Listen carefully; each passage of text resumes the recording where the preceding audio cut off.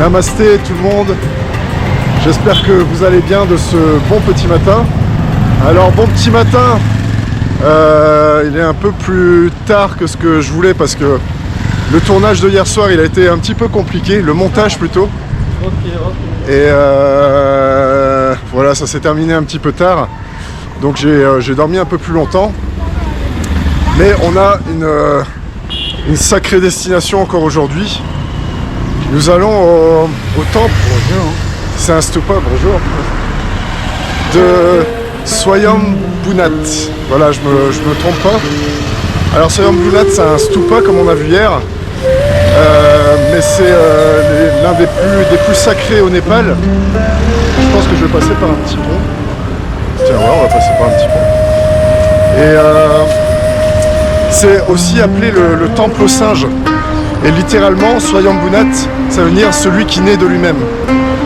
Alors, j'ai pas retenu toute la signification. Dis donc, c'est super beau ici. En fait, on rentre dans la vieille ville. Donc, en fait, il y a plein de choses, plein de nouveautés. Là, je suis sur un petit pont qui est vachement cool. Donc, je fais guide touristique et en même temps, j'essaie de raconter l'histoire de ce temple. Donc, apparemment, ça serait la colline qui serait bâtie d'elle-même, qui serait née d'elle-même à la base d'une fleur de lotus. J'en dis pas plus, bon j'ai oublié, il y a pas mal de choses à dire, mais en tout cas c'est le stupa le plus ancien, je crois, du Népal.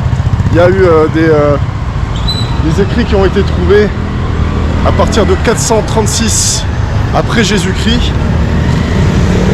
Et donc là, en fait, on va vers l'ouest de la ville. Donc là, je sais pas où je dois aller d'ailleurs. Et j'avais une belle vue tout à l'heure, m'en parlant. En fait, on va sur une colline qui va surplomber toute la ville. C'est le petit pont derrière moi là, qui est assez cool. Et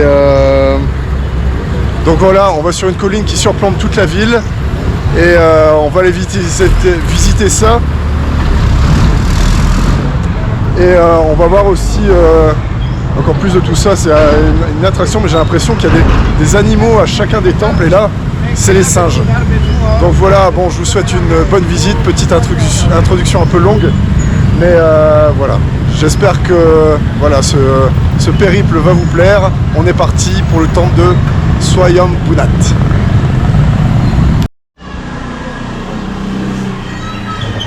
Alors je vous fais découvrir en même temps c'est la découverte d'un nouveau quartier. Je suis pas encore passé par cette partie. Ça fait vraiment un peu les villages dans la ville. C'est très calme, il y a déjà beaucoup moins de motos. Des petits chemins. Et là voilà. Je sais pas si vous allez bien le voir ici tout au bout. On voit le stupa tout en haut de cette colline. Ça a l'air juste complètement incroyable, quoi. Ça va être encore quelque chose de fou, je crois. Donc voilà, on est parti en direction du stupa.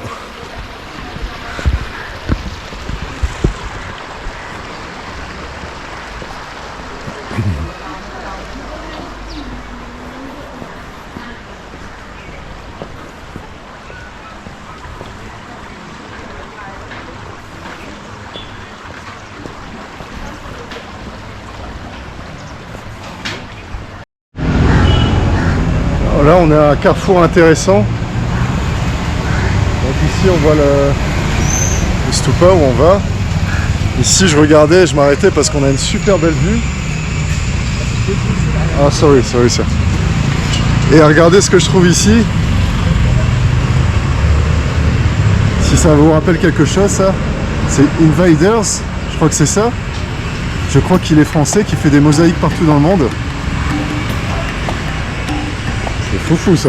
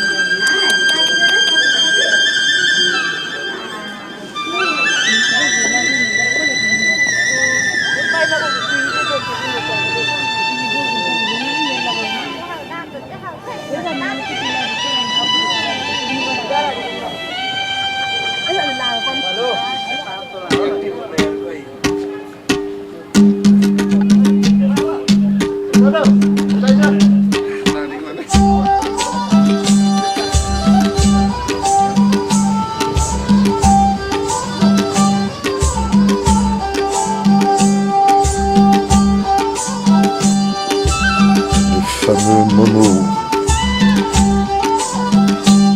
On a un super chai latte.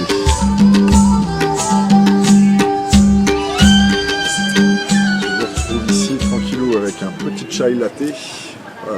J'ai trouvé une petite cantine à côté du stupa qu'on vient de visiter, qui est juste derrière.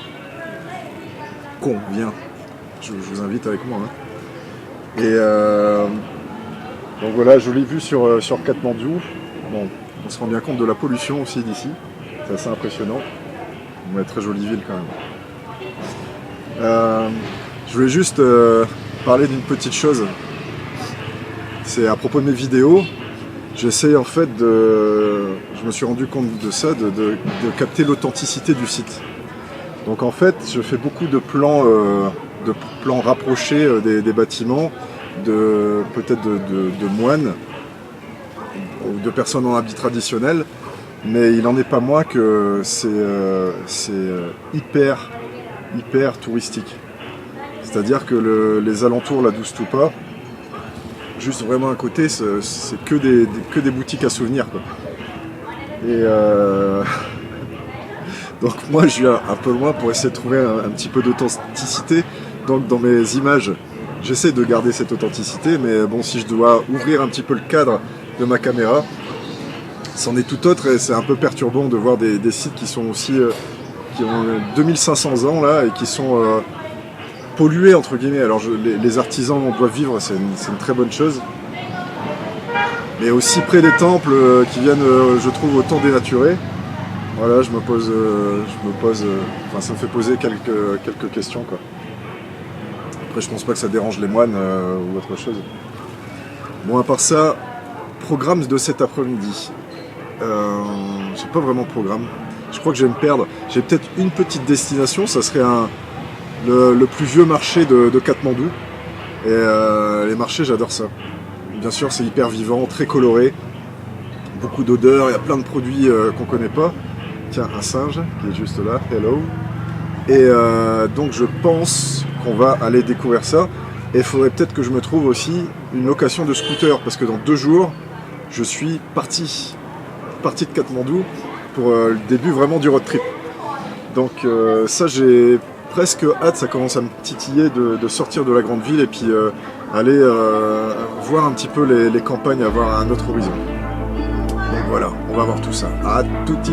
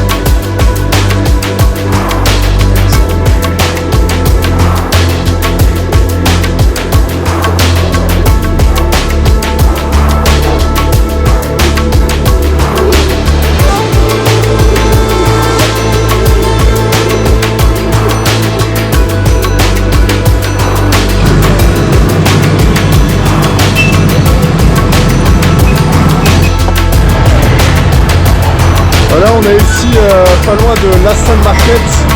Alors en fait, je me rends compte que ça fait plein de fois que je passe, j'ai l'impression de ce carrefour. On y passe à chaque fois. C'est un des carrefours obligés. Il y a 1, 2, 3, 4, 5, 6, 7 rues qui s'y croisent. Donc c'est hyper vivant. Et donc je vais essayer de découvrir où est-ce qu'il est ce petit marché. Mais en fait je crois que le marché est partout, je crois que je suis en plein dedans.